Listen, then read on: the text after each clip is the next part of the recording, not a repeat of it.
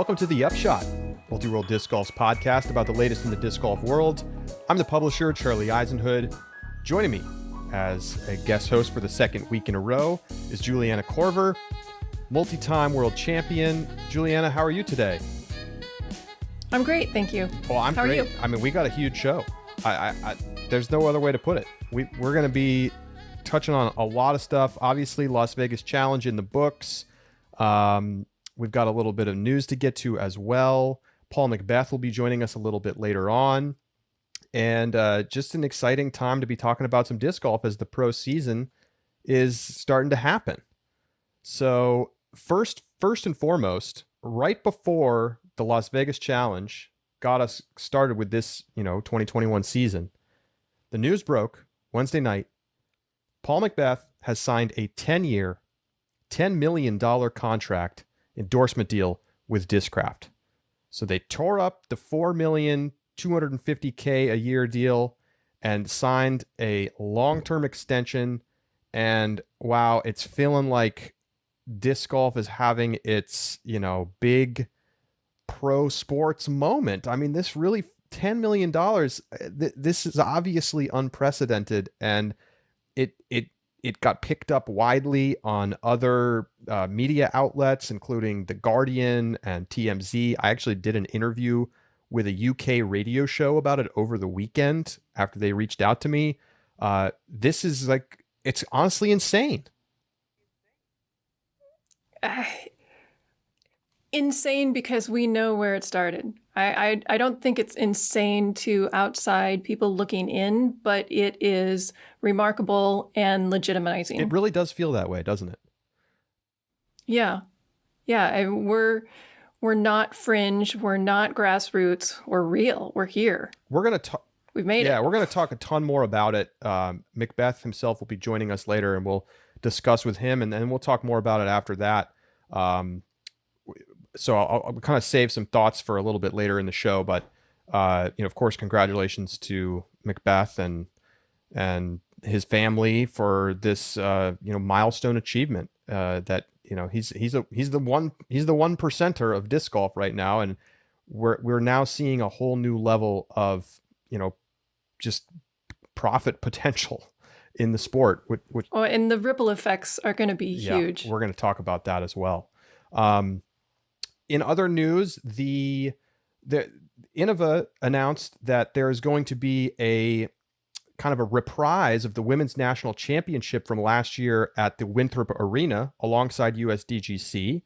It's going to be called the Throw Pink Women's Disc Golf Championship, and it's going to be a qualifying event just like USDGC. So unlike even last year's National Championship, which was a major, now you will have to qualify via one of 15 qualifying tournaments in order to play in the event. So there will not be open registration. This is, Juliana, correct me if I'm wrong. This is the first time we've ever seen something like this in the FPO division. It's the first time that I recall that we've had women qualifying for an event. And I am so excited for this because it just puts it at one more level of prestige to be there. I mean, typically big events will have large fields, but not everybody is competing. And some people, there's no way that they're going to be better than maybe the bottom five. And that's not going to be the case at this event. This event is going to garner the best play, but it's also going to help those events that are the qualifiers. People are going to travel far and wide to get to those events if they haven't yet qualified so that they can go play in the Throw Pink Women's Disc Golf Championships. And I think that's fantastic. I'm so happy. I was so happy when I saw this. At first, I didn't get to the point where it said only 2 women qualified. And just because I'm used to the way that the USDGC does things, I thought that it was going to be 5, and I'm like, oh, that's oversaturation. That's not going to work. Doesn't matter. And then I saw 2, and I'm like, yay, that's the perfect number. I'm really happy to see this. And nobody got an exemption to get in. So far, there's only 2 qualified players, Paige Pierce and Catrina Allen, yes, who finished 1 and 2 respectively at the Las Vegas Challenge. Of course, we'll talk about that more in a bit. The event will not be a major, and it will not be crowning a national champion like last year, because in this year, the women's U.S. Women's Disc Golf Championships, which crowns the U.S. champion, will be taking place in California, COVID restrictions permitting, in just a couple months at this point. So the organizers for the Throw Pink Women's Championship explicitly did not include the word national in the title in order to make sure that there was no confusion about, who is the U.S. champion. But Juliana, will there be confusion given the platform that this tournament will be on alongside USDGC? Is this going to feel like a major even though it isn't one? Yeah, I think it will feel like a major. And I don't think many people care whether it's counted as a major or not. At least it was not something that was ever important to me, although I do realize that contracts are different now and there's a lot of financial incentive to win majors. But for the middle of the pack, for one, they are elated that they have another event that features them, that is going out of its way to do something special for the women, and a big field. I'm sure there'll be media coverage. And so all of that is enough. Now for the top players, yeah, maybe they do wish that this carried the M tag, but we'll take what we can get for now. Yeah, I mean, it'll be interesting to see what happens in the future. I asked the PDGA about this. It cannot be a major until 2022 at the earliest, given the way that they do the bid process for major championships. Should it be? And in that case, would it carry? Are you saying that it would then carry the women's national championship title, or that it would add a new major, and then there would be two for the women? That's a great question. I think I have always felt like, I've been saying for years, USDGC needs to add an FPO division, and it needs to be crowning champions in both MPO and FPO. And now that they have this, I mean, they've essentially fulfilled that, even though, it'll be a major for one group and not the other, but it's still going to obviously feel like one of the most prestigious events of the year because of the qualification process. Not all of the best players may get in. I mean, you could have 925 rated players who don't play well enough at a tournament during the season to get in. I think that's probably unlikely with a 40-person event, but it could happen. And I think that level of prestige is going to make it feel like one of the most important events of the year. Will it make sense for it to become a major down the road? Well, I mean, given USDGC's history, I don't see how you can't go there. What that means for the U.S. women's tournament? Well, I don't know. I think that's clearly a very important event. Whether it needs to be a major, I think in my mind, as just like sort of a fan media person, I don't think it needs to be. I think it can still be a very important event that is a big celebration of women's disc golf and travels around the country to get different people involved regionally without necessarily being a major championship. But, the PDGA has been protective of that event for a long time. So I don't know that that's actually going to happen. I want to reflect on a couple of things that you said. You said that you've been wishing that the USDGC had an FPO division all along so that they could be crowning both a male and female champion. And though I completely understand where you're coming from and actually, as a woman, appreciate your support, personally, that just tears me up because, and it just dawned on me when you said that because of the women's event, the Throw Pink event that they're now going to be holding, the top women are going to have to choose, and they're probably going to choose the women's event, whether they want to play in USDGC or the women's. And it's so unfair to make them choose. When it was my day, I chose to play with the men, not the women. And I don't regret that. I actually regret that I played with the women the first year. I wish I would have gone and played USDGC the very first year that it was available. So I'm happy that they did such a great job with the women's tournament last year, and it's just going to get better. And so the women aren't going to feel slighted in all. I mean, they're going to feel special and appreciated, and they're going to get everything that they paid for by going and playing that event. But still, to take away that one option to go play in the men's major, it's just, well, just hurts this me. is something that was really important to you during your career. And I don't have the numbers in front of me right now, but I believe you were the only player to cash, only FPO player to cash in the USDGC. I mean, that's a career milestone. Oh yeah, I value that. After the fact, I value that more than my world titles. Not at the time I didn't, but now I do. So what do you think? I mean, do you feel like that they should keep USDGC on its own weekend and make it two separate events or something like that? No, because then USDGC is still going to overshadow most likely the women, because more people go and travel to the USDGC than the women's. And I think they're doing the right thing. And there's probably, maybe 4 women out there that might be thinking, boy, I'm missing an opportunity. Mm-hmm. Because it was so important to me, I can't overlook that fact. Fair. But no, I don't think they should change anything. Well, it's interesting. Let us know your thoughts. Hit us up, upshot@ultiworld.com. We always look forward to hearing from you on these kinds of things. What do you think about this new tournament? Should it become a major? How should it work with the qualifying? We'll look forward to hearing from you on that.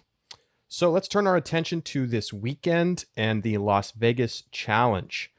It was a very exciting tournament with some very low scores and some very high wins. Eagle McMahon is your MPO champion. He beats Ezra Aderhold and Calvin Heimberg by 8 strokes, finishes at 48 under par on the weekend. Had some remarkable rounds, particularly his back 9 in round 3, where he went 10 down through 9 holes and really just looked unstoppable. Over in the FPO division, Paige Pierce beats out Catrina Allen by a stroke, 25 under to 24 under, and they were way ahead of the field. Paige Pierce closing it out with a little bit of a nervy finish, but she got a couple birdies on 16 and 17, which enabled her to get a bogey on the final hole and avoid a playoff and get the win over Catrina Allen as the two battled back and forth all weekend long. Very exciting weekend to kick things off for the 2021 season. So Eagle McMahon, he looked just so good this weekend, unstoppable out there, regardless of the conditions. Nearly flawless. I mean, what are your thoughts on the, you come into this final round and the card is packed with the world's best players. It's Eagle, Calvin Heimberg, Paul McBeth, Ricky Wysocki. I mean, they're all 1050 plus rated players. Like, this is not even something that we've had before, because we have never had so many players rated at 1050 or higher. And, he didn't just win, he pulled away and blew everybody out.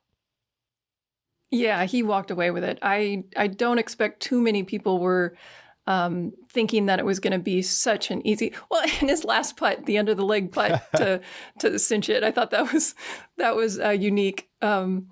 So yeah, in general, the level of the play across the field was phenomenal. There were so many really good rounds. So then on top of that, for Eagle to pull away from let's see, we had, how many rounds did we have that were in the high teens or at least mid teens? Quite a few. Mm-hmm. And yet Eagle had no problem staying ahead of the crowd. I looked it up. We talked in our pre-show meeting, like, this was a big win at Vegas. And indeed, you can go back in the history books and you're not going to find a bigger win. Last couple of years, it's been 2-stroke victories at 44 under. In the men's division. In the men's division, in MPO. That's 100% right. And, Eagle won this in 2018 with a 4-stroke victory. Ricky in 2017 by 2. So the biggest number you're going to see in the last 10 years is a 4-stroke victory. Eagle goes out and not only wins it by 8, but shoots the hot round in the final round, despite the fact that he had a huge lead in the final few holes and maybe even gave away a stroke late because he threw his tilt upside down for his approach shot on the final hole and still managed to throw it like 300 feet or something. I don't know how far it was, but... And I can think of at least one other shot where he didn't even attempt to go for a putt that he probably would have anyway. Was that real short island green with the water behind the basket? He didn't even attempt to go for it because everybody else had problems, so he didn't need to. Right. And so despite the fact that, he probably gave away a couple strokes just to be safe with his lead, he still shoots the rounds, the best round of the day at 13 under, even better than Garrett Gurthie and Kevin Jones's 12 down. Now, here's a question. Like, this course, these courses, this tournament, these early season tournaments in general, you look at Vegas, Memorial, they always suit Eagle's style. He's always played well here. He's won the event before. He won Memorial in the past. These big hyzer heavy open golf, golf course style courses set up well for him. Is this just that? Is this just good courses for Eagle? Or are we seeing here signs that he is ready to be the game's number one player? Both. Okay. Yes, they set themselves up great for Eagle. They don't dictate the shot that you have to throw off the tee. You can pretty much do whatever you want, and he's got great control in the wind, and he's got great control of his distance. So yes, it works well for him. But beyond that, his putt just looks so simple and so easy and so dialed. I really think that this is the start of a really good career, or a really good season for him, and he also seems to, I don't know, like signs, he said that he won this in, what year is it? 19 that he won it, or 17, I'm sorry. And he went on to do really well that year. I think that he feels that this is an indication that it's going to be a really solid year for him. Yeah, he won it in 2018, 4-stroke victory in 2018. But and that was a very good year for him, coming off of a challenging year where he gave away. That was very early in his professional career. So if you look at the stats, you're going to see a lot of good stuff here from Eagle. He led the tournament in strokes gained from tee to green, and he was 4th in strokes gained on the putting green. And any of the peripheral stats are going to tell you a similar story. He shot 88% from C1X, despite, having lots of long circle one putts because of the nature of the courses. 32% from circle two. In the final round, I think he only missed one fairway, 95% fairway hits. Saved a birdie after going OB on his only OB shot. Saved a birdie. That tells you a lot about the professional level of the game. And once again, at least 2 of the days that they played, winds were sustained 20-mile-an-hours. And there's a highlight putt from him that may be one of the best putts of the year, and we've already seen it. He threw a putt from about 35 feet into a ripping headwind. I mean, like, in your face, 25 mile per hour. Like, anybody in their right mind just tries to not let the disc blow back behind them. And he buries it. Like, pure confidence. Not like kind of hyzer, hope for the best, maybe it'll go in. No, like spin putt directly into the heart of the chains. And you like to see the flag just whipping. And you're like, I mean, you see that kind of stuff, you think this guy's the best player on the planet right now.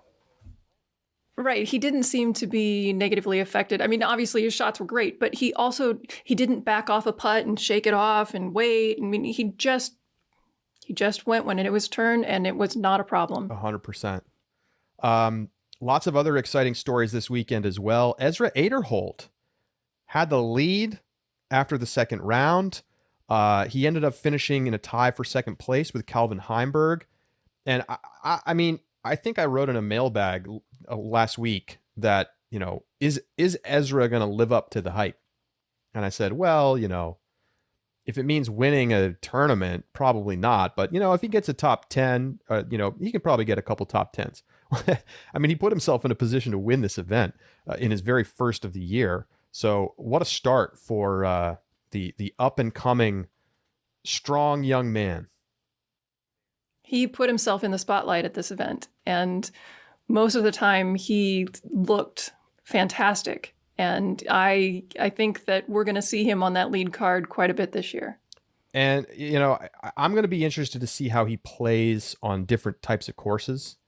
I always feel like these early events, you kind of have to take them with a grain of salt, because it's just, if you have big power, which he obviously has, you're going to shoot well at Vegas and Memorial. And what's it going to look like at Waco? That's our next Pro Tour event. Power's still important, but it's a whole different style of golf required. And as the trees become a bigger factor and line and shot shaping becomes a bigger factor, how does everybody play? I mean, I think that's going to be a big question for me. As exciting as it is to see him play well this weekend, I think the sort of the big open style golf course golf that's being played does require you to at least say, okay, well, show me what you can do when we got a lot of trees. Fair point. What else comes to mind for you this weekend? I mean, Calvin Heimberg played really well and until kind of a bit of a rough final round for him. He had a lot of unfortunate breaks, but boy, did he come back strong. One of the early holes hit the basket, rolled away to 15 feet farther out than he was, and made the 52-foot comebacker no problem. Hitting the putt from the drop zone on the island hole. I mean, he just doesn't seem to get rattled. I mean, they call him a robot for a reason. I mean, he's just steady out there. And yeah, he took some bad breaks in that. It's going to happen in Vegas. Final round, yeah. But I see no reason not to think that he's going to veer off course from his really strong season last year. I mean, he really, I thought he was in a position to win this tournament heading into the final round. I mean, it's as simple as that. Oh, I did too. Garrett Gerthy played well. He finished in 4th place. Ricky Wysocki in 5th. I think another notable name a little bit further down the leaderboard, Brian Earhart, top 10 finish for him. He shot 35 under, tied for 7th. And, he had a bit of a rough 2020. To see him come out and play this well early in the season, I think is a great sign for him as he gets his 2021 started. And captures his invitation to the USDGC as well. That is correct. So, okay, we got to talk about this, and we'll ask him about it as well in our interview coming up. Paul McBeth, ended up finished 9th, had by his standards a pretty bad final round, 3 under, 10 strokes off the hot round of the day, and kind of just looked a little bit out of sorts down the back 9 of that final round. Anything to read into that, or is this just a bad round, which happens to everybody? I think it's just a bad round. I mean, if I were a competitor, my read would be, oh boy, he's going to come back twice as strong tomorrow. It wasn't Paul McBeth-ish. And you can't be the best player in the world every single time you go out and throw a disc.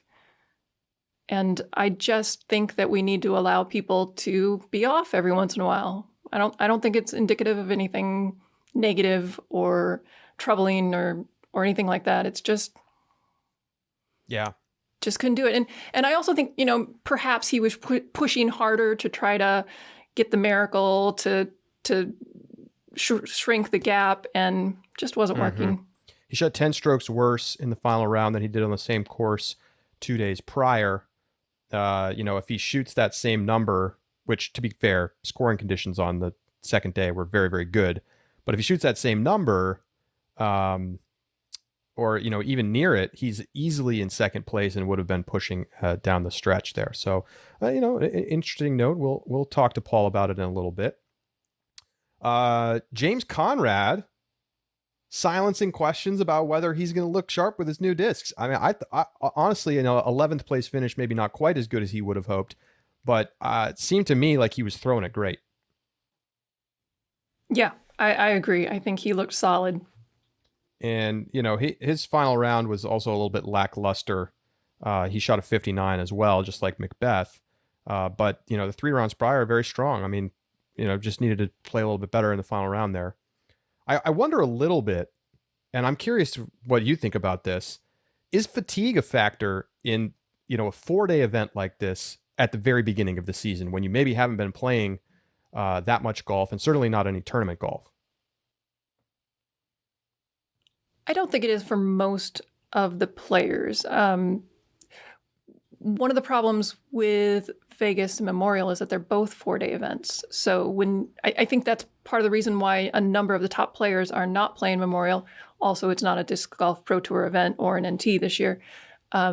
But yeah, I do think that when those are strung together, that becomes an issue. And also getting enough time to practice the courses becomes an issue as well. But for Vegas, I mean, sure, the All-Stars had an event before that, but the others didn't. So all they had to do was prep for this event. So I don't think that that's really going to be affecting too many people. Fair. Yeah. Lots of notable finishes. I mean, we could go through every name in the list. Brody Smith made the cut and got his first top 25 finish and his first cash at a Disc Golf Pro Tour event. I'm going to look at his stats real quick. I feel like you have to say that this was a strong finish for him. He finished slightly above average on both tee to green and strokes gained on putting over the course of the event. So he's not competing yet for a win at a Pro Tour event, but this is major progress for somebody who's been playing for just over a year. Oh, absolutely. He was on one of the feature cards, and Eagle was on that feature card as well. And I was really impressed with how Brody looked as if he belonged there. It wasn't, oh, and then there's Superstar Brody. It was, these are 4 great disc golfers. And his distance kept up. I mean, there were times when he outdrove Eagle. He just really owned it. And I was very impressed. Yeah. I mean, he belongs. He beat a lot of players who people consider top level touring professionals. So what more do you need to see? I think the real question is, can he sustain it, and how high can he climb? That's going to be the big question. Can he get a top 10 finish this year? I think after getting a top 25, you have to think it's possible. I think the question is not how high can he climb, it's how long is he going to keep climbing, right? And when is he going to be satisfied and stop? Right. Or, reach the limits of his abilities without another year or two of practice. Well, we'll see. I mean, he's been very committed to getting better, and clearly it's paying off with a top 25 finish, which, last year he didn't even come close to cashing an event. So that's a little quick run through on MPO. We're going to take a quick break. When we come back, we'll be joined by Paul McBeth to talk about his new contract and the 2021 season. Stay with us. It's the Upshot.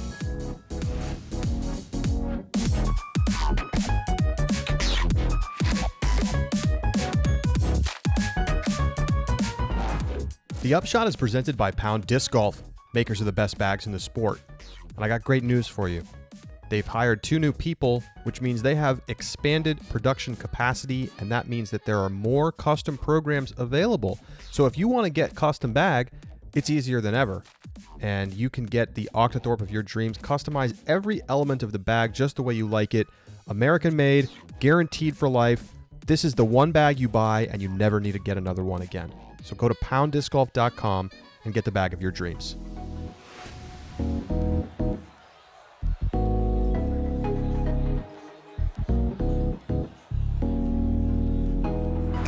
Joining us now on the Upshot is the 5-time world champion, Paul McBeth. Paul, welcome back to the program. Thank you. Yeah, it's good to be back. So I appreciate you guys having me. On video for the first time. So yes. Nice to have you joining us here. And so, 10-year, $10 million contract with Discraft. I mean, it's a watershed moment.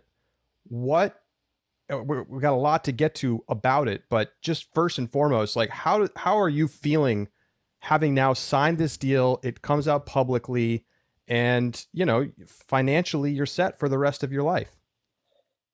Yeah, I mean, you can look at it that way. It feels really good. It's kind of, I've been in this sport, and it's kind of something I've talked about my whole career. It's like I feel like, if I keep playing this, like I don't have to worry about money. I don't have to worry about money, and just continuing to, solidify that choice that I made such a long time ago. And when I completely switched from baseball over to disc golf, so feels really good. But like you said, it's 10 years. So I still have 10 years of playing and 10 years of competing and 10 years of proving that this is worth it, to Discraft. So I like to just say it's just getting started. So I'm looking forward to it. And letting that side of it's done. I don't have to worry about anything on that side. Now I just have to play. And that's the fun part. So you kind of answered one of the questions that I was going to ask, and is that, do you see yourself playing at this level in 10 years, or at least still touring and hitting all the big events in 10 years? That's definitely the goal. I don't think there's any decrease in play. I think I'm continuing to get better, and I want to continue to get better. I want to take care of myself, and I think someone like Tom Brady's proven that right now, being 43, still playing in the NFL at quarterback, and he's getting hit. We're not getting hit, so as long as I find ways to take care of myself and continue to improve, I don't think there's any issues, going 10 years, if not longer, if I still feel like I love the game at that point. Calvin Heimberg changed his city, his, where he's from on his PDGA page to Tampa Bay, which I love. Shout out to Calvin great. for that one. That's great. So what more can you share about this contract? Is there a continued upside for you if disc golf doubles again every year for the next 10 years, which it won't, but if it continues on a very high trajectory, this deal could look too small in 6 or 7 years. So is there still room for you to see upside in this deal down the line?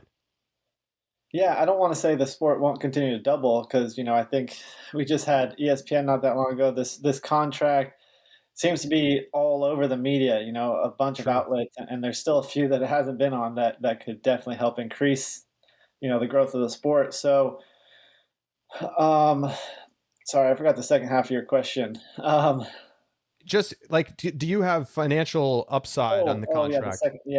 It's an open-ended contract. If the sport continues to grow, the contract will continue to grow. That just won't be publicly as much because it is the sales side of it. There is, if disc sales increase and Discraft selling 20 million discs a year, and they're buying, the Paul McBeth disc or the signature line that Discraft has, and, and so on. And if I keep winning worlds and getting more signature discs, that side's going to go up, but it won't be as public as the contract itself, if that makes sense. So it does have that as the sport grows, financially, that side should grow as well. It's not like it's not like an NFL contract where Patrick Mahomes has 10 years, $550 million at most. And that's the cap. This is the minimum. Yeah. Right. I'm curious if this contract diminishes or intensifies any self-inflicted pressure that you may feel to play at the highest level. No pressure. Because it's funny. I don't play for money. I don't go out to the tournament and worry about what I'm going to make. I just want to go out there and win. I want to go out there and compete. And if I'm not winning, that's driving me more than whatever amount of money there is.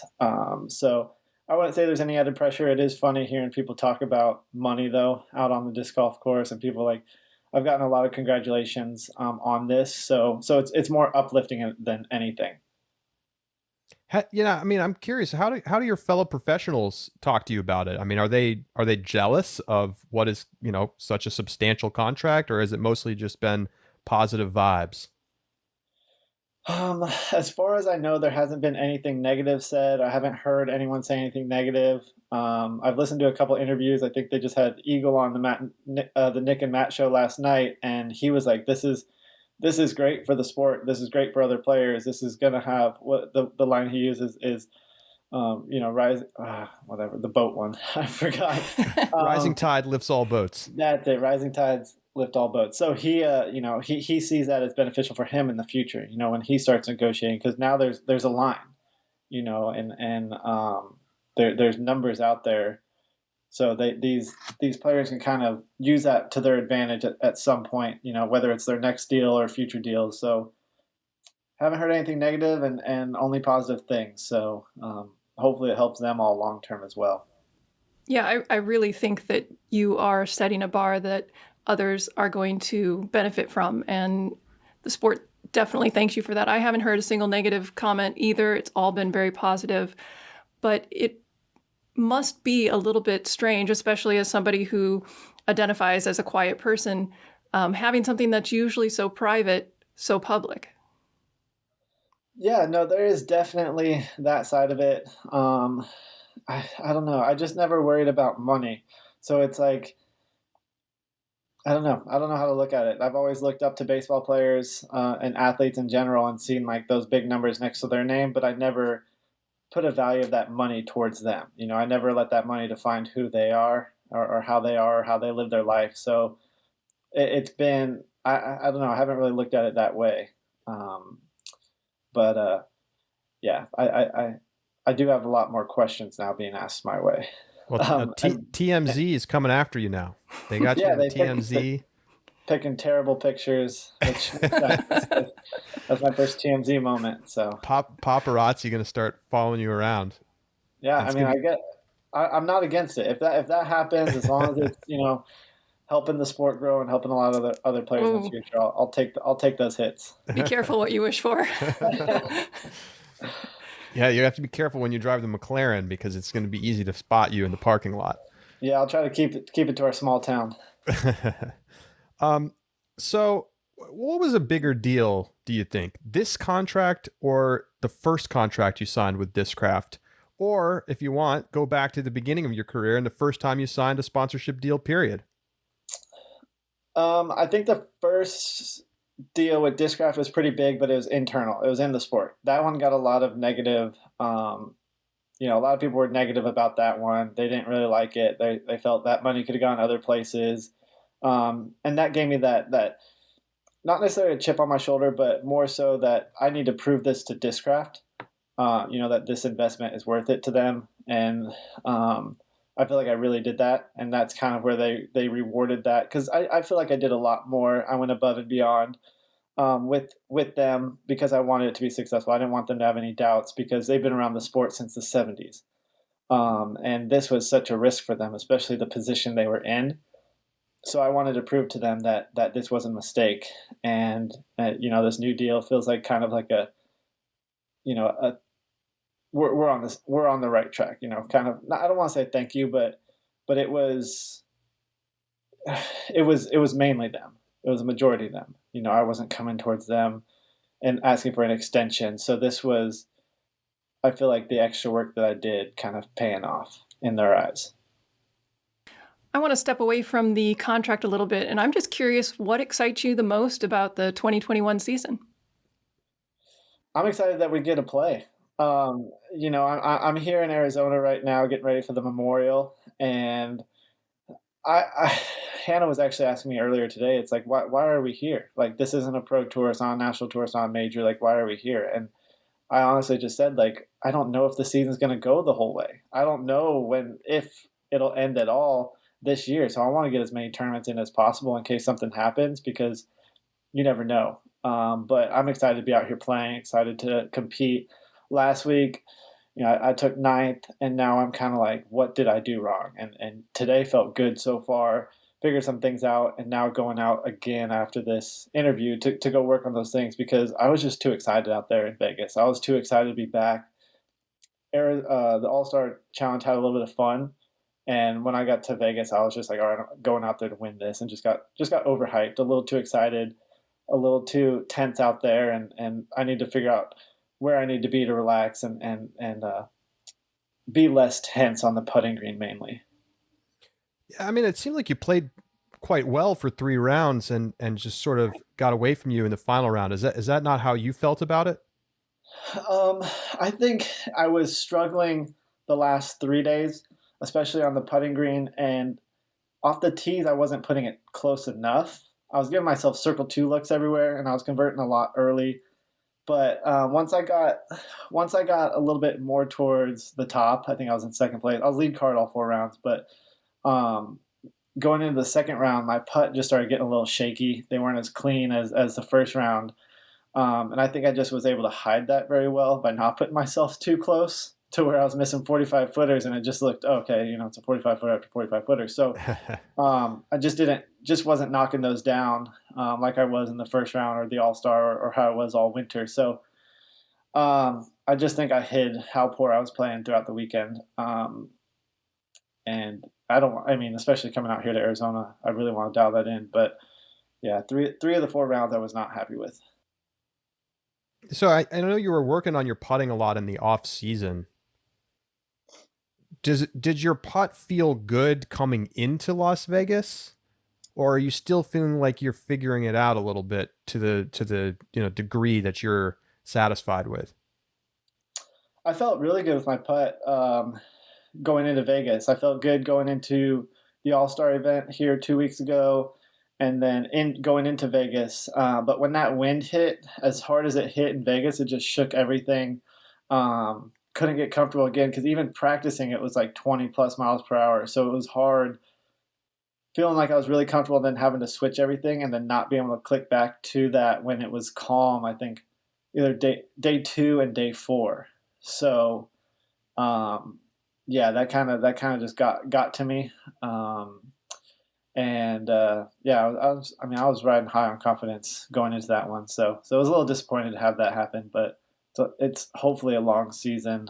But yeah, so many more tournaments and yeah, I mean there'll be another pro tour in 2 weeks, so I'll be able to get back at it. Obviously, you've achieved at a very high level. You've won a ton of major championships. I know you're still going to be motivated to play well on the golf course and try to chase more majors, more worlds. What kind of legacy do you hope to leave in the sport? I mean, at this point, you've achieved with this contract a level of notoriety that's going to extend beyond the disc golf universe. I mean, it already has to some extent, but people are going to pay attention now to you as a top athlete. And if the sport continues to grow at a rapid pace like we've seen over the last 5 years, and especially over the last year, we could be at a position where all of a sudden, disc golf's on television on a regular basis, and you're going to be one of the faces of the sport. What do you hope to leave behind as you've established a position now by signing this contract where, you're here to stay. And so is there like a legacy that you hope to leave behind whenever the time comes that you walk away from the competitive side of the game?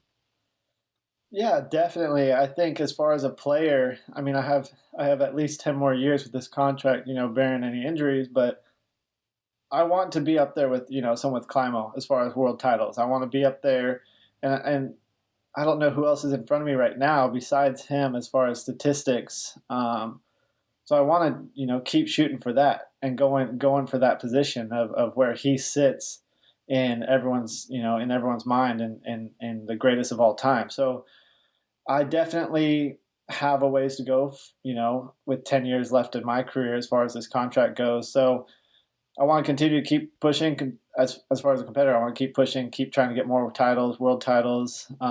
Who knows if there's more tours by then. But as far as playing, that's what I want to do. And then as far as, retirement and post, we got some fun news coming in the next week or two. So that'll kind of be more post-career stuff. So that'll be a lot of fun as well. So I'm working on things post-career as well, even though I still have a ways in the sport. So. Do you have any thoughts on the PDGA Player of the Year awards that went to Chris Dickerson and Catrina Allen for last year? For 2020. Yeah, I mean, I said it at Vegas. I think it's kind of just an inconsistency on the PDGA standpoint where world rankings, I think, are a really big deal. I think world rankings kind of prove, who's I mean, the number one player in the world, first off. That's kind of what the big thing is. So how are they going to do a player of the year when they won't even have a world number one type deal, you know? So a little bit inconsistent on their part. And we'll see if they write that or fix it or make a statement about it. But it wouldn't surprise me if they don't. But nothing against Chris. I mean, I think it was a toss up between Chris, Calvin, and I for player of the year. And they had the way that they had their point system originally before they switched it in November at the end of the year. Surprisingly, they switched it in November and said, "Hey, we're gonna switch our point system because of COVID." Kind of interesting that it came out so late after the year was done that they're going to change it. So I'd be curious to see what it looked like before the change, to see where everyone was sitting. And then as far as the FPO, it's completely wrong, especially by the old system before the change in November. It's went to the wrong person. I didn't realize that a change happened in November. I'm embarrassed to say that I didn't know that. They kept it really quiet. They didn't make it public, or they made it public, but they didn't announce it or anything because, you know, once they changed the system, it went from clearly Paige to clearly Cat because Cat played the most tournaments. It favored someone that toured a lot during the COVID and all the restrictions. So yeah, so I think if you look it up, it was somewhere in November on one of their PDGA press releases or something like that.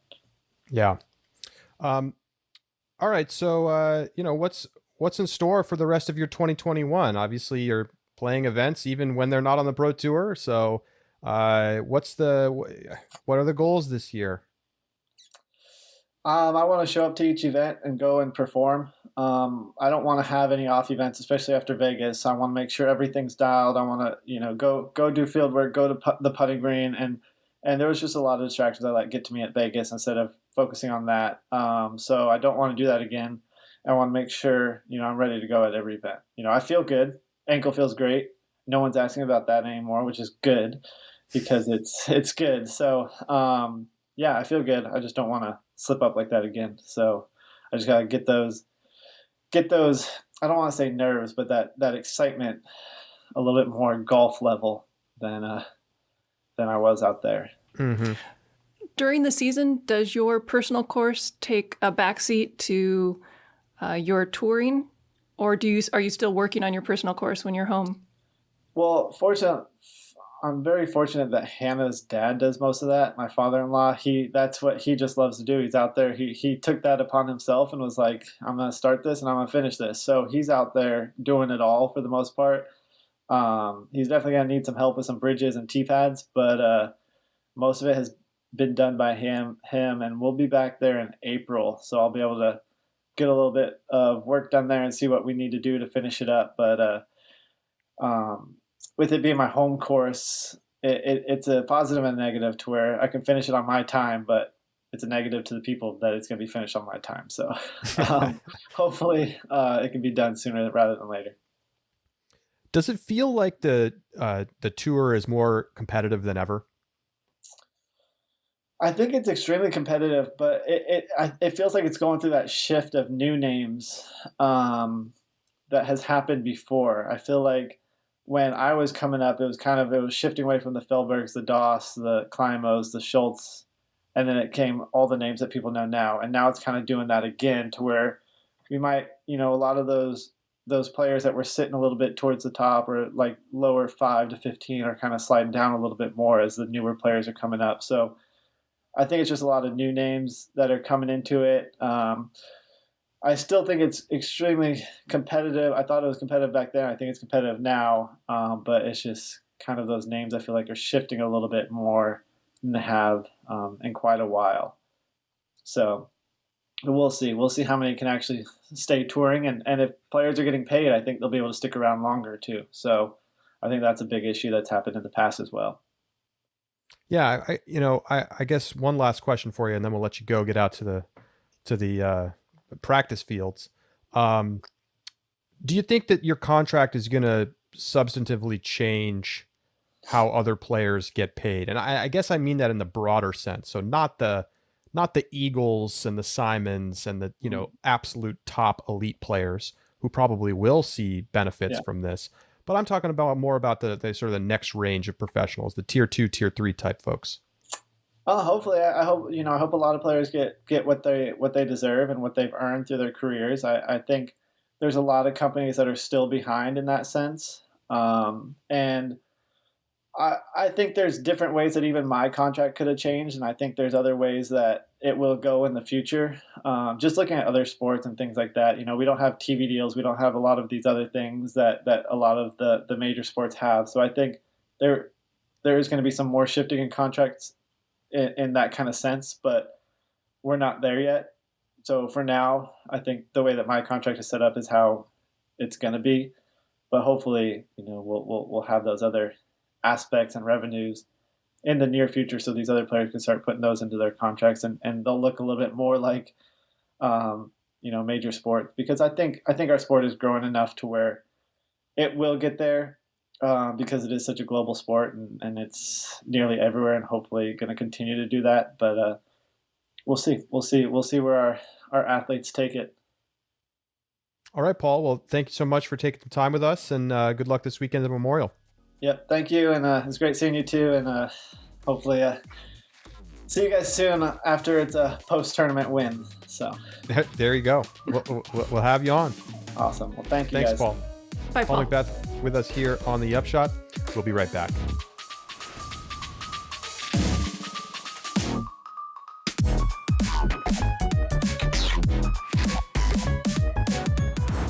Disc Golf America has a clean, easy-to-use website, a rewards program, and $3.95 flat rate shipping with free shipping on orders over $39. It's the best place to get your discs. Everything is packed and shipped no later than the next business day. And did I tell you you can get 5% back every time you order? And guess what? You can also get 10% off if you use the code UPSHOT. It's a veteran-owned company. Check it out at discgolfamerica.com.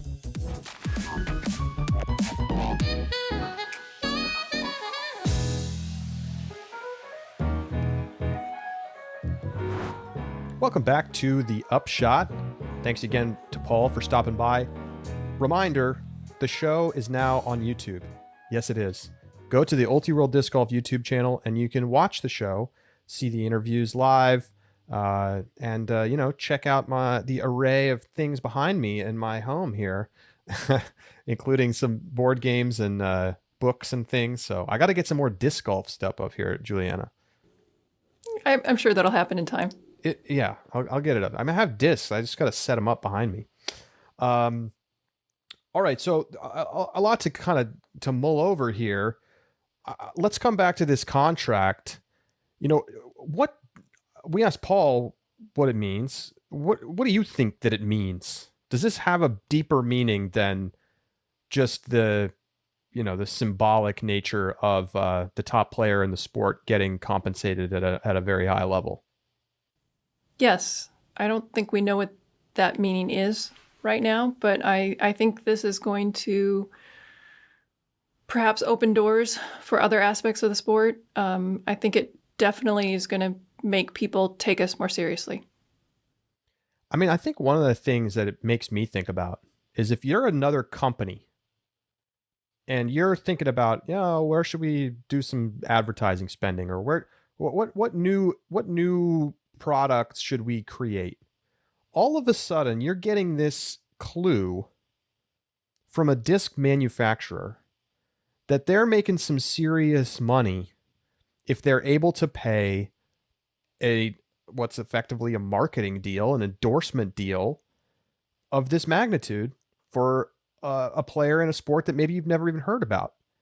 And I wonder what that will mean for the, does another company does one of the golf ball companies decide they're going to get into plastic injection molding and make discs?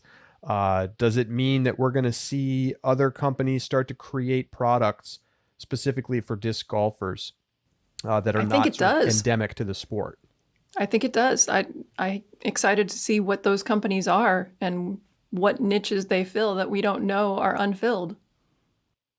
Right. And I mean, I just big sports companies are going to start to take notice.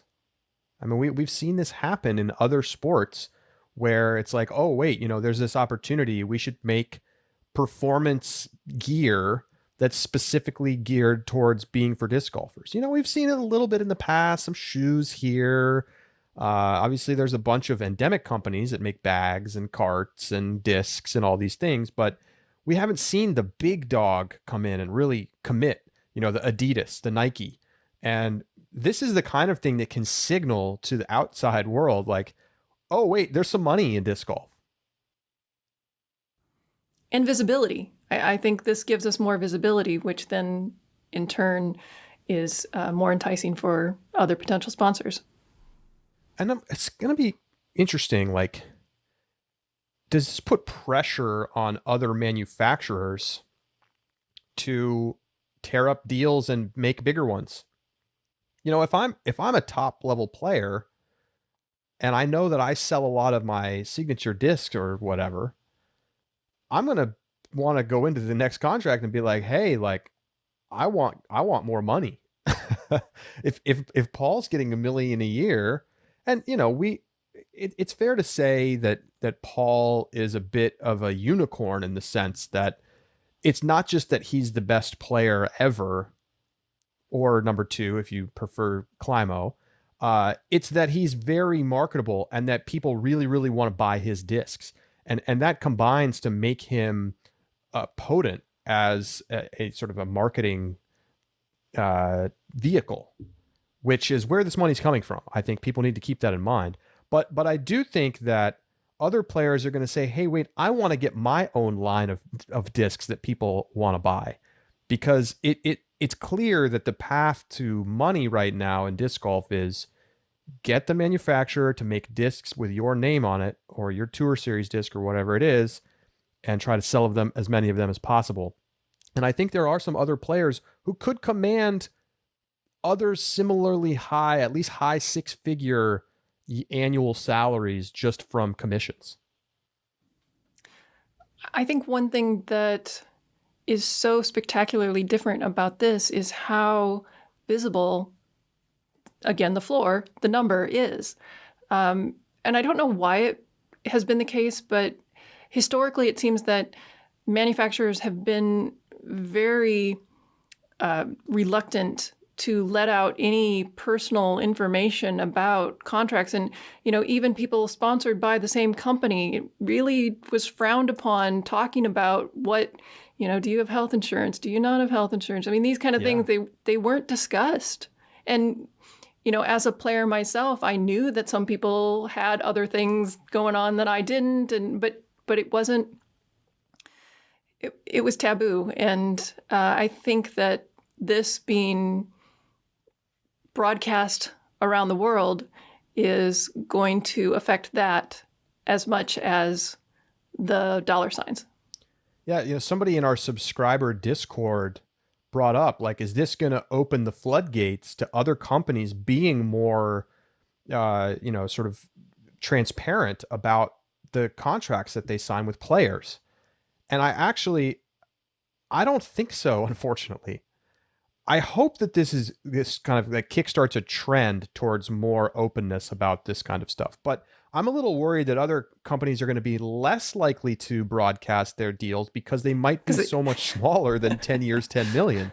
And I wonder if that makes them feel like it would be, sort of embarrassing, either for the player or for the company or both, to announce a deal that's $200,000 a year for 5 years. It's unfortunate that this has been the sort of the way this has progressed, where, the companies end up with a lot of power because they're discouraging players from talking about it, or even asking them to sign NDAs that they cannot talk about it. Because I think that this goes to show you that people are excited to talk about this information. And I mean, literally, this is, I think, the first time I've ever seen a company willingly put the number out there.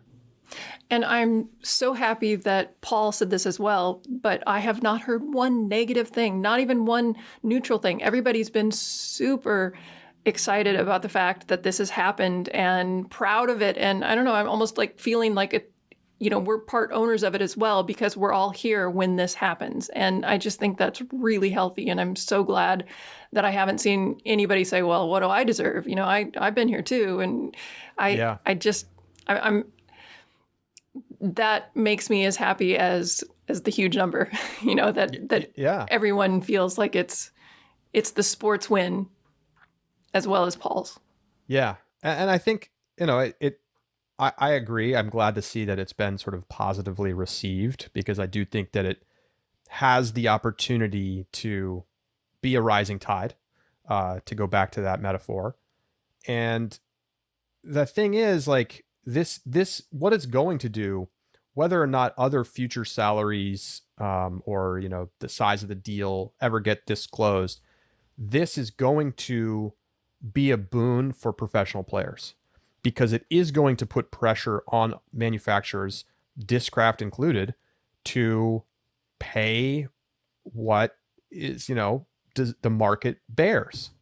And McBeth can be shown to be a bit of an outlier, or maybe a lot of an outlier, because of his background, how much winning he's done, how popular he is, and how savvy he is, by the way, making a very far-flying putter that is popular and sold for $20 with the Luna, making distance drivers. He's putting his name on discs that are very popular, like as a mold, understable distance driver with the Hades. So, other people aren't just going to start walking into $1 million a year deals, but this does give some negotiating headroom for players to be like, hey, well, I know how many discs I'm selling. I want more upside in my deal too. So let's quickly touch on another point, and then we're going to talk FPO from Las Vegas Challenge in this epic battle between Paige and Catrina, which maybe foreshadows what we could see later this season and a sort of renewed rivalry there. The PDGA Player of the Year awards. So I meant to talk about this on last week's show and forgot, but Chris Dickerson and Catrina Allen named PDGA Player of the Year. And Paul mentioned the criteria changing kind of last minute. They've actually subsequently changed the criteria for the future, which completely removes B tiers from consideration and only select A tiers. So it much more heavily emphasizes the Elite Series events, which I think makes a lot of sense. And seems to me to be clearly in response to what was a bit of a jarring result to see Catrina Allen winning this award over Paige Pierce, who had a slam dunk, no questions about it, Player of the Year candidacy last year. She won the Ulti-World Player of the Year award, and we didn't even debate it. Yeah, there are so many ways in which Paige's year was remarkable. I mean, she easily won the major. She had, I believe, 7 Disc Golf Pro Tour wins. She had the strongest year. And if you compare Kat and Paige in head-to-head matches, Paige is a clear winner there too. Sure. So it's hard to look at that and then give the nod to Kat, though I know that it was formaically decided and it wasn't subjective and everything, but I think it really questions the values that were thought about when the formula was put in place. Yeah, and as Paul alluded to, they didn't release a world ranking last year because it felt unfair to European players, basically, who were unable to really accumulate much in the way of points because of the way that the system works. Which I understand that it's a hard year to deal with if you're the PDGA. Let's just acknowledge that up front. Absolutely. There's no perfect way to solve the fact that you had a lot of tournaments canceled, you missed months of the season, and you had no PDGA run majors, and you had just the USDGC and the Women's National Championship. But at the end of the day, it just feels like maybe it shouldn't have been released at all, the Player of the Year awards either, because I can just imagine that they run the numbers and it's like, it's Chris Dickerson, and you're like, okay. And Catrina Allen, and you're like, ooh. Yeah, that one doesn't pass the smell test. And I think everybody knows that. And it's not a knock on Catrina. I mean, no, she did have a good year. She just didn't have as good a year as Paige. It's just, you can't say she was a player of the year. There's just, it's ridiculous to even consider the option. I actually talked to Paige about it, like a little clip of her calling it fake news from the press conference at the All-Star weekend when she was asked about it. Kind of blew up online, and some people thought it was funny and some people thought it was mean, and there was like a lot of chatter about it.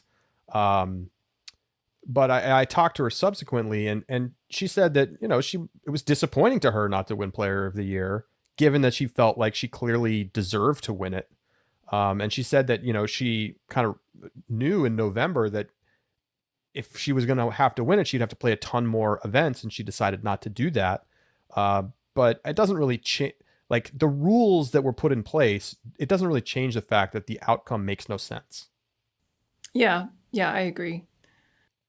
But she said that it is what it is, and she hopes to chase it again in 2021.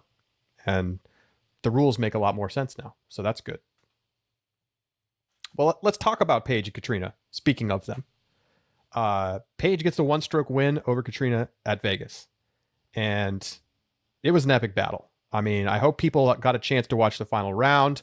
If not, go check it out, because it was a fun one. And let's just point out the third place finisher, who played very well, Jessica Weiss, shot 8 under. So that's what is that? No, I got to do the math. Come on now, Charlie. 17 strokes worse than Paige, and that was for lone third place. That just goes to show you the distance advantage that Paige and Catrina have in the FPO field, particularly, as you pointed out last week, Juliana, on a course where the tee pads are not adjusted for the FPO field. It's not just the distance advantage. That is definitely a big factor, and it's a very visible factor. But Paige and Catrina also have very mature games, and I think they can handle the wind more than the average Jane in the field. So, what do you think what was the difference maker for Paige this weekend to get the win? Boy, Paige, as great as they shot, boy, she left a lot out there. Her second round, it was, by Paige standards, very poor.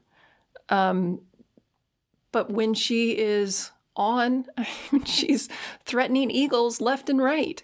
And her putt looked great, but Kat's did too.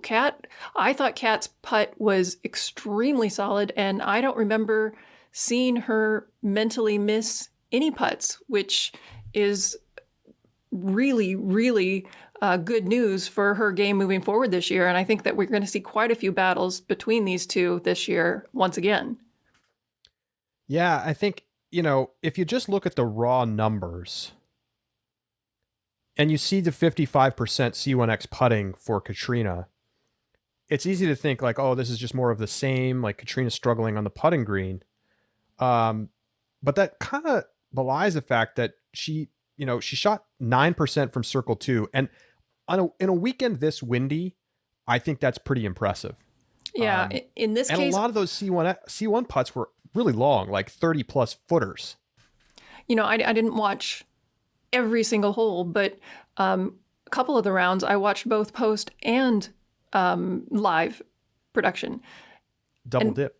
Yeah, because for one, they're playing at such a high level, and it was so fun to watch them. And even though I knew it was going to happen, to see them switch the lead back and forth, it was just exciting. And I throughout, I was impressed by both on the green. Yeah, if you look at strokes gained, it's no big surprise that they both led the field pretty handily in tee to green.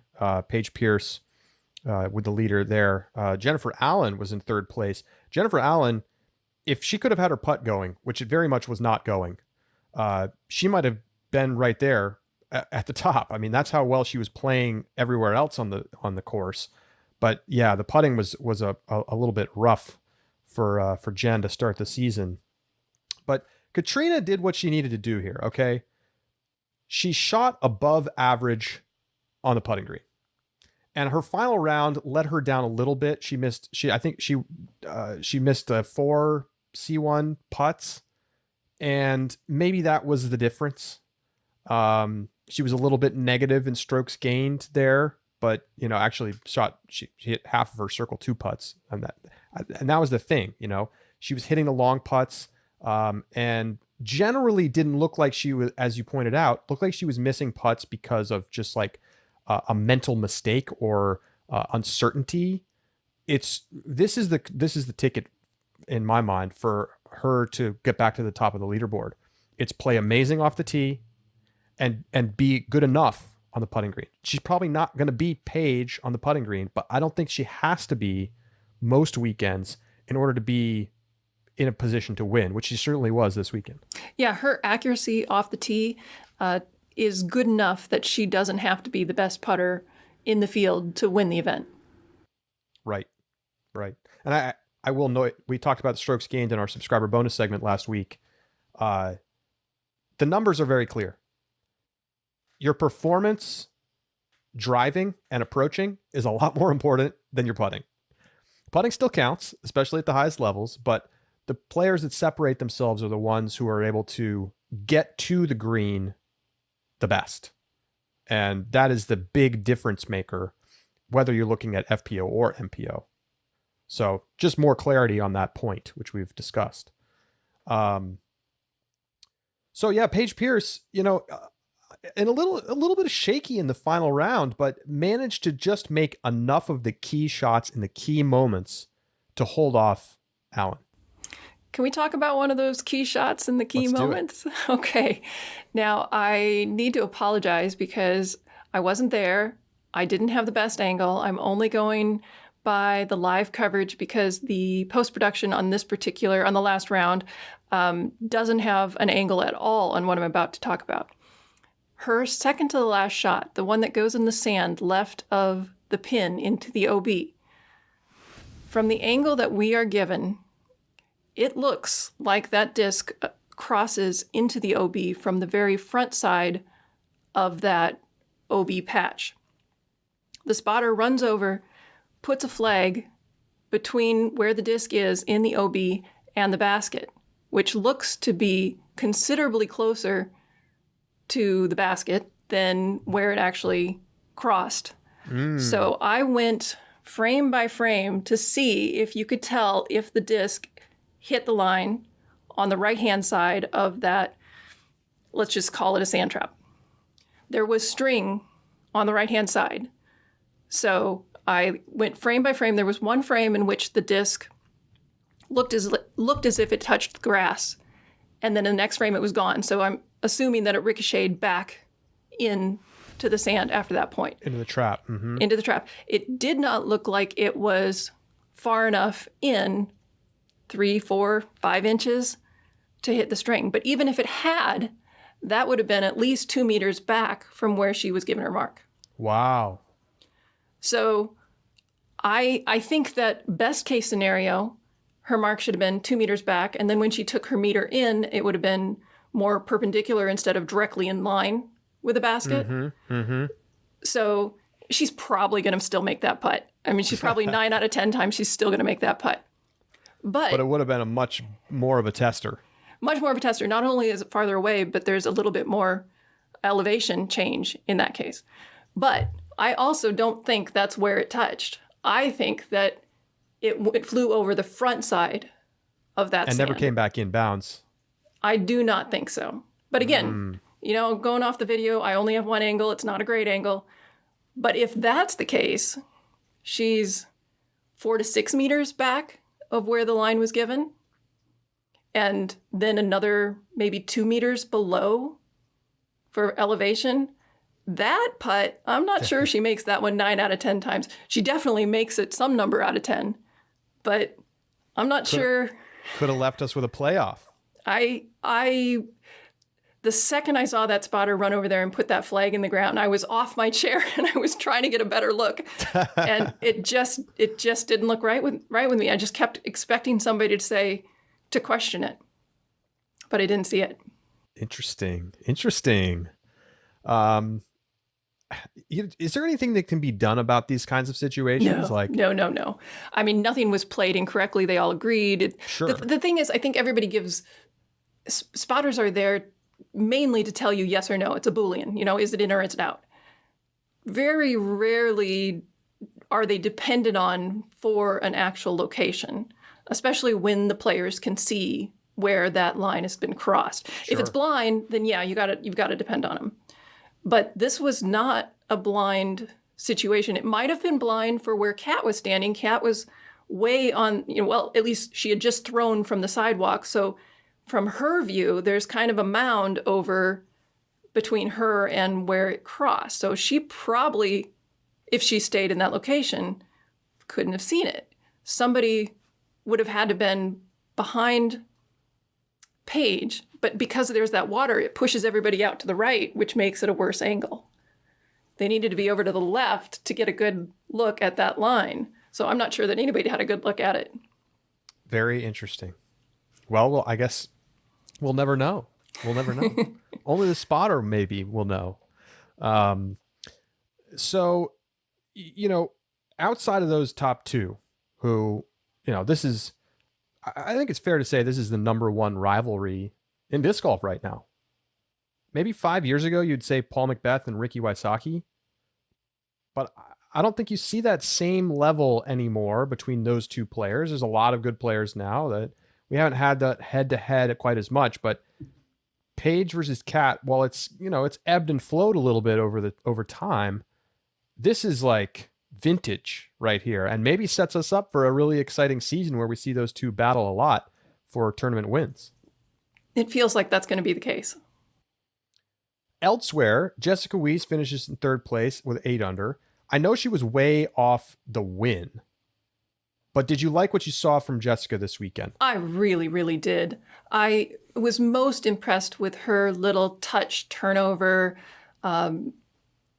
putt approach. I'm not sure what she considers it, but she made some, I don't know the distance, 50, 60, 70 footers, turnovers. I mean, significant turnovers right into the basket. They were so controlled and so good. And it's just loved to see that. I was quite impressed with her consistency and her control. All right, here's a quiz. Who was the number one putter this weekend? If you look at it in total strokes gained. Own? She was number 2. You're not going to guess number 1, so I'll just give it to you. It's a good guess, though. Holland Handley.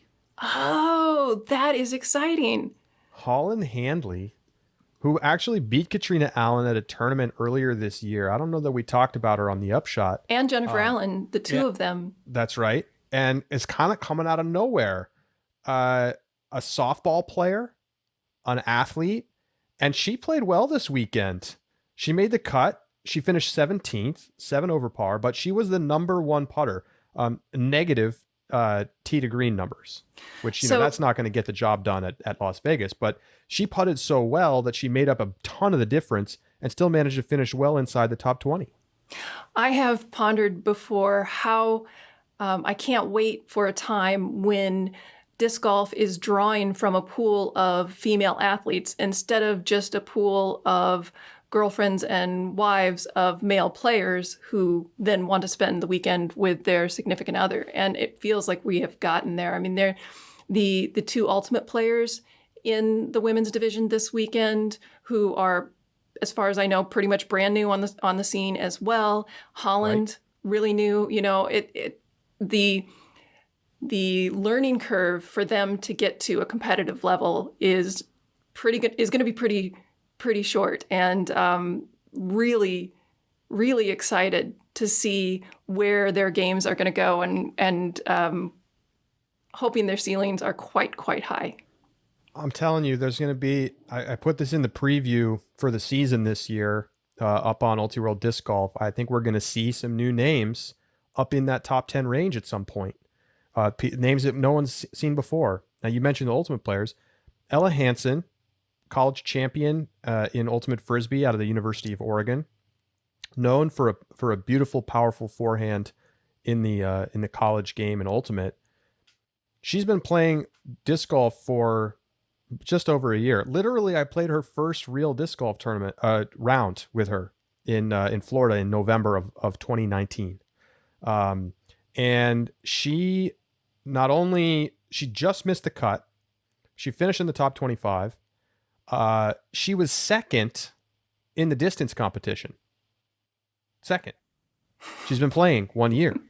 Okay. So people talk about Brody Smith, and it's fair, rightly so. He was similar profile in terms of athletic, strong player, big thrower in Ultimate, but, and, obviously has a much higher profile, but Ella Hansen and Alyssa Weatherford, Leah Sinigini, they are making strides after not being in the game very long. And you're describing exactly that, people coming from athletic backgrounds.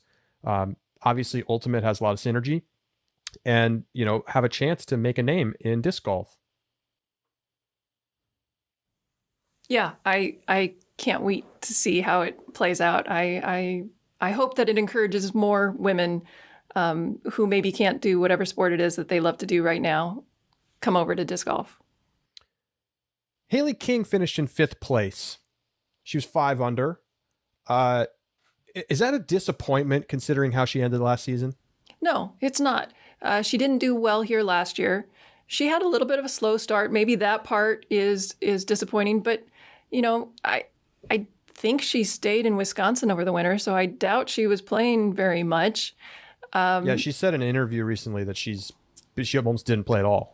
Yeah. So there's going to be some rust to shake off. But I think it's very positive because she had a great final round and she can walk away knowing that it's still there. I need to work on my consistency, but I'm still where I need to be. I think that she should be proud of that last final round. Don't worry about the first ones and go get the next tournament. Yeah. I think she was the best C2 putter on the weekend and left a lot of strokes on the putting green, though, inside the circle. And I think, you look at that early round, particularly those first 2 rounds, a lot to clean up there. But the fact that she managed to bounce back from I think a 68, no, that's got to be too high. 67 in round 1? No, it was a 68. Which was the worst round of any of the players that made the cut. And for her to bounce back from that and then come all the way back up and finish inside the top 5, probably a good signal for moving forward. I just think that she's going to face higher expectations as now having won that Pro Tour Championship event. I was just thinking in my head, comparing it to how sometimes people say the hardest shot is the one following an ace. Personally, not seeing an ace, but you just throw an ace. You've got so much adrenaline. You've got you're so excited, and you try to have to calm down again to be able to throw your normal routine. And she might be sort of in that situation. She just got her big giant win, and so now she has to calm back down and figure it out again and make it work. Settle back into the tour. Yeah. What do we learn about the rest of the season from this event? I'm not sure. I don't, because this event is on a course that is not indicative of the rest on tour, I don't read a whole lot into it. Yeah, I think that's the right tack to take. I mean, I've already seen it's tempting. We've all been without pro disc golf for 3 months, 4 months, and people come back and everybody wants to give all their takes. Everybody's got something to say. I mean, we got an email here. I'll pull up the email. We love to get your emails, upshot@ultiworld.com. And Frank, who, Juliana, I don't know how much you've listened to the show in the past, but Frank he's our guy. He's always emailing it in. The headline of the email is "End of the McBeth Era." And no. Frank said, "I think it was very telling when McBeth birdied hole 16 during the second round and lost a stroke to his card. I'm not saying he's washed up and won't ever win again, but I do think his time of dominating the season is over. Whew. I have heard this take every year that Paul doesn't like play or win the first tournament of the season. Oh, that poor guy. Like, so much pressure from others to do well. But thankfully he doesn't, it doesn't sound like he internalizes that. No, that's... And I think people need to recognize that McBeth hasn't won these big early tournament like Vegas and Memorial in a few years now. I know it used to be the big thing that he would go out and dominate at the Memorial. The fact is, other players have joined the tour that can throw further than him and that can match him on these hyzer heavy courses where you just need tons of distance over and over and over. And, you know, I think it's still fair to say that he's the most consistent player. Probably has the best all-around game when you include everything, including mentality. But please you can't write off McBeth after one event. I'm sorry, Frank. I know it's tempting. It's and really a top 10 tempting. finish. You know, it's not that he didn't make the cut. Right. But, you know, everyone's looking to see what is this going to tell us about the rest of the year. But I don't know. I mean, Eagle McMahon played great. But you know what? Now we got to go to Waco, where last year he finished 24th. And the year before that, he finished 6th. So it hasn't been a strong course for him. If he goes out and he wins Waco and looks dominant again, all right, then we'll talk. You know, if somebody comes out and beats Paige by 5 strokes, okay, then we'll talk. But as it stands, I don't think you can update all of your priors at this point today after a tournament where the courses just aren't very similar to pretty much anything else we see on tour. Exactly. All right. Well, our subscriber bonus segment this week, we're going to be talking about what are the technological changes that could help disc golf move forward, whether that's on the equipment side or it's on the internet or on the broadcast. We're going to talk about a few of those things. We hope you'll become a subscriber. It's less than $4 a month. discgolf.ultiworld.com/subscribe. And be sure to check us out and subscribe over to our YouTube channel. We're going to have more video content coming out this year, not just the Upshot, but it is now the Upshot live on YouTube. So that is going to do it for this week's show. For Juliana Korver, I'm Charlie Eisenhood saying so long, and we'll talk to you next week right here on the Upshot.